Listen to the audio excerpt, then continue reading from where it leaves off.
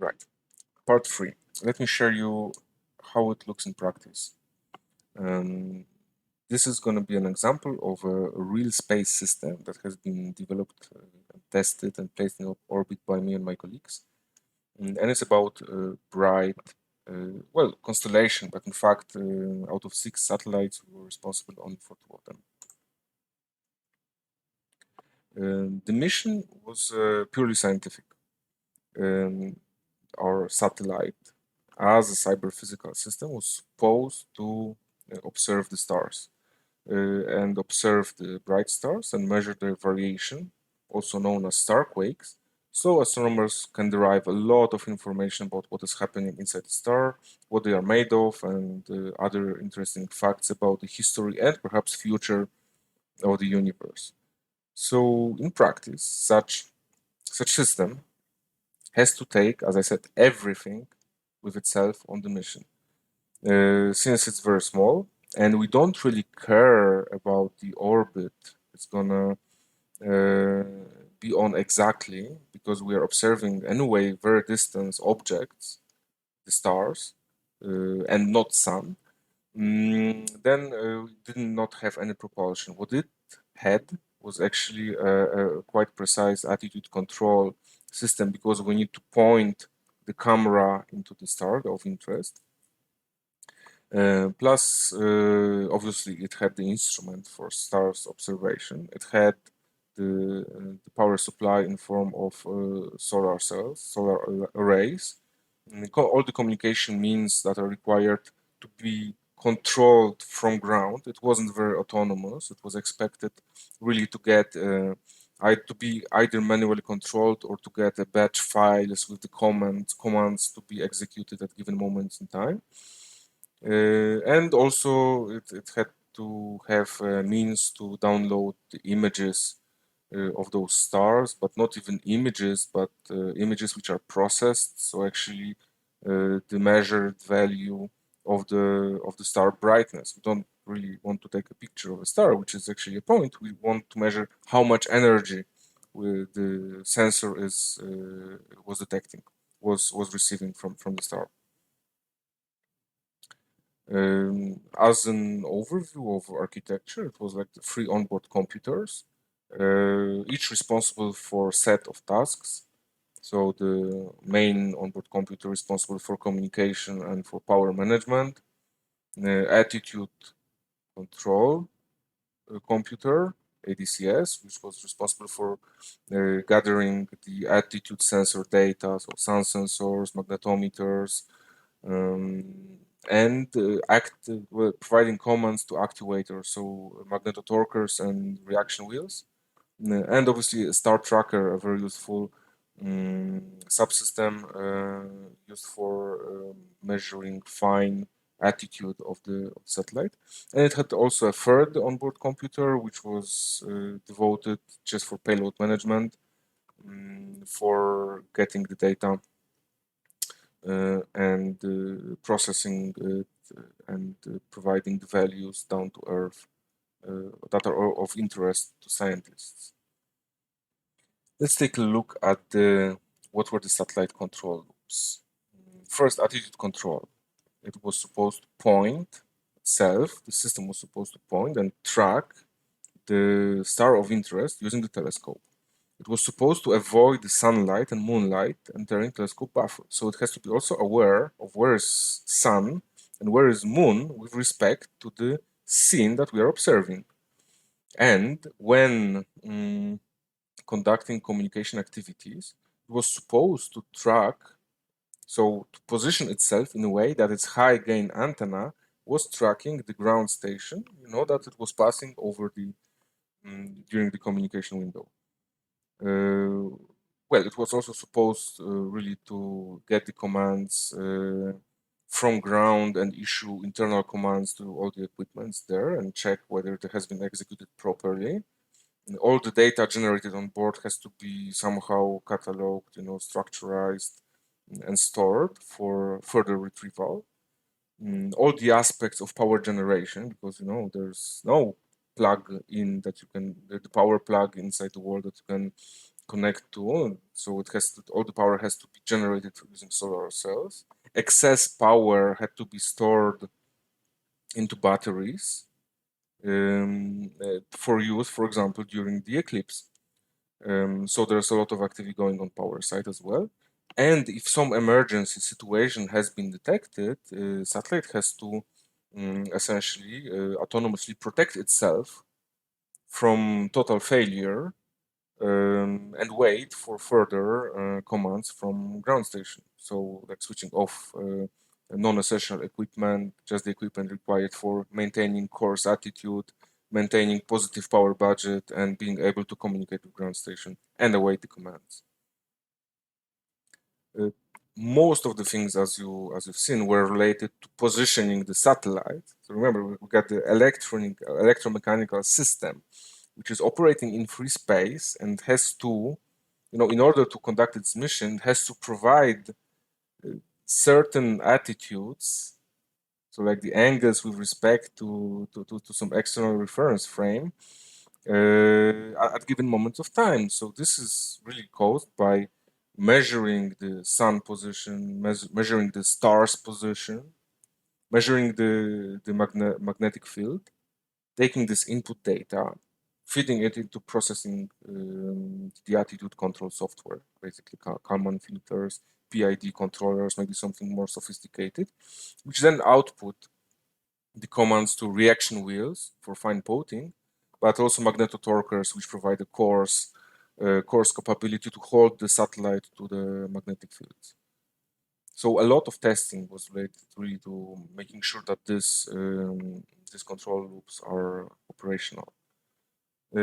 So how do you build actually such satellites? So first you collect all the components, because usually you don't build everything yourself. There are some things that are custom made, but in general you try to use components which are well defined, well tested, has heritage, so has been flown to space. They work well. They operate as expected in given conditions. So you make sure that everything is connected and given subsystems work on your desk. So you know that the functionality is there, you know their performance. Then you can start testing the components, the subsystems in roughly the right environment, because things will behave different in high temperature, in low temperature. The friction in reaction wheels will change, the speed of reaction will change in computers. There may be some workmanship flaws that will be only detected by by putting the device into different temperatures.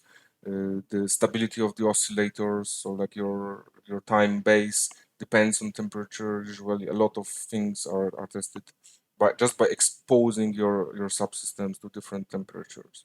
So when you are sure that your subsystems components work are expected both on desk in terms of functionality and inside the climatic chamber, as you can see on the picture, you connect everything into one satellite, still not yet integrated as a satellite, but lying as a so-called flat sat.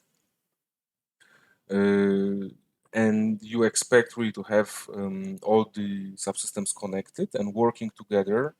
And then you start to experiment and exercise all the command chains. So if you command your satellite to rotate into given, let's say to ensure that the camera is pointing towards a given vector in space, you need to see this effect that you receive via the communication subsystem commands to onboard computer, which then distributes this to the attitude control, which then executes the attitude control algorithm accordingly.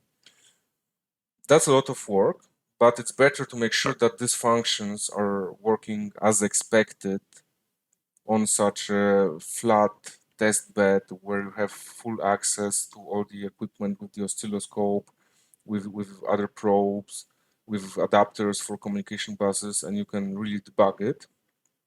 Done integrating everything all together, the whole satellite, and then finding out that some major functionalities is not there, is not operational, or is not performing well enough.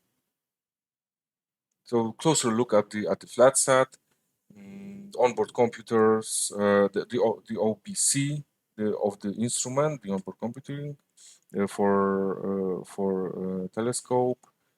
What do we have here? We have two onboard computers here, one for the housekeeping or communication and one for the attitude control. They are exactly the same physical hardware but with different software. The transmitters, the UHF receiver, so the one for receiving commands, magnetotorquers, reaction wheels, covered in plastic, so the dust is not getting inside the reaction wheels, not affect the bearings and so on. Sun sensor, so all the aspects of the satellite just laying on a table and working together. When you are sure that it operates as expected, that the performance figures are met, the integration starts. So you put all the stuff together, attach the structure, and again test, at least initially functionally, to see whether you connected everything as expected. Thanks to my colleague, we have captured the integration process in a very nice and short video that really combines few months, I think about 2 months, into a 1 or 2 minute movie showing exactly how all these nuts and bolts, pieces of subsystems, electronics, mechanical structure are got together. This video is available under this YouTube address, which you will also find below the video that you are watching right now. So you can now stop watching this video and see how does the integration process of such small satellite, bright was 20 by 20 by 20 centimeters, 6 kilogram in total, takes place. 2 months of very hard and precise work. After you got back from seeing the integration with your own eyes, and knowing that this satellite works properly in terms of functionality, it's tested mechanically, it's tested thermally and in vacuum, which is quite important because both thermal and vacuum aspects are the ones which are affecting electronics most. You put the satellite there. It's not only vacuum, it's the fact that satellite is placed on a it's called cold plate. So this test bed below which is attached to there's liquid nitrogen that can really lower the temperature to minus 100 well minus 80 degrees, let's say, and there are infrared lamps which can simulate getting out of the eclipse into the full sun and raising the temperature very rapidly of the whole satellite, just to exercise the things that will happen every hour to the satellite for years, when it's going to operate in orbit. So it's like the temperature profile.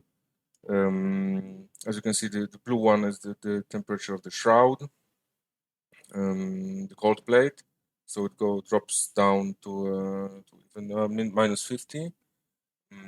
And then you see that sometimes the lamps are being turned on, so the temperature changes. Then if the satellite goes into the eclipse, it goes down. Then again, like cycles. We know that everything is cold around, but we have sun coming up and off, coming up and off. It simulates the orbiting of the satellite. At the end, do not forget to remove before flight pins.